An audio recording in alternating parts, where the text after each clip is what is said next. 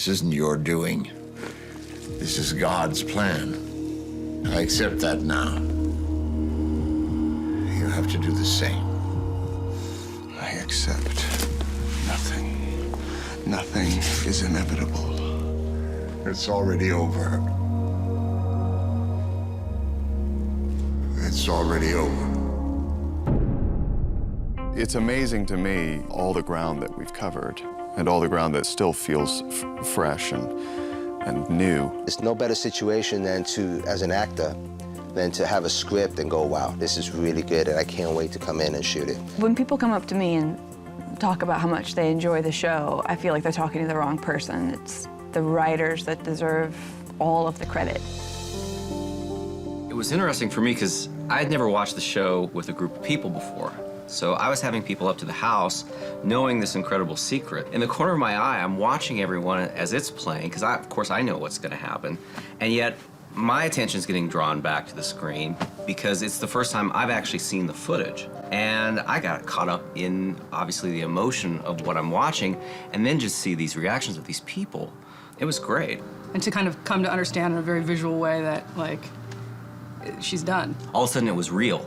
You know, we put it on paper, but to see it on screen, it was moving. You saw Dexter on the boat, and it looked like there's this great build-up to this future life he's going to have. And almost knowing the ending ahead of time made it that much more poignant when you're watching these dreams that he was having about what his life could become, and then knowing that somehow this is not going to happen. It was just as powerful watching it knowing how it was going to end than not knowing. The biggest question that was hanging over my head when we were on hiatus was, where do we pick up this story?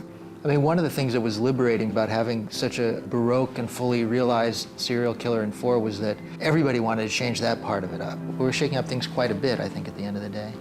We tried to think about what might be the next step in Dexter's evolution. Dexter's been a lot of things. He's been a father, he's been a brother, and he takes on a journey he's never taken, actually. This is what makes writing so hard, is the choices and the options that you have to make. We're the only one in the creative process who literally starts with nothing. Sometimes it's paralyzing, just the choices. Dex, what are you doing? I was just thinking about Rita, how much you miss her? How much I lied to her from the very beginning. Dexter's a very particular character. He doesn't feel guilt the way we do. He doesn't feel grief the way we do, but he is feeling the weight of these colossal mistakes. We thought in that context that a kind of atonement would be in order. As the season goes on, we realize that his life as he's living it is still very much tied to the end of season 4, which is Rita's death. That's the first human thing I've seen you do since she died, Dexter. The code was not something that he himself created. It was largely handed down to him by his father. But as he grows and matures, I think he has found ways to expand the code itself, to step outside those bounds. And occasionally it doesn't, often it's with disastrous results. Yes. Yeah, I mean, if you look back at season 4, there were multiple stops along that journey where he could have taken out Trinity, but he didn't. And that's what's weighing on Dexter, is none of this would have had to have happened if he had just stuck with the code. And you realize that the code isn't this set of external rules anymore, that he does have this odd kind of morality that he defends and he believes in. Don't hurt an innocent. He really violated the most basic part of the code there in a huge way by not protecting his wife and, in fact, bringing this damage onto her. So that particular part of the code is very alive for him right now. The fun of Dexter is that he's different things to different people. Like my grandmother thinks he's a disgusting, vile human being. Doesn't like him at all, thinks I'm wasting my life.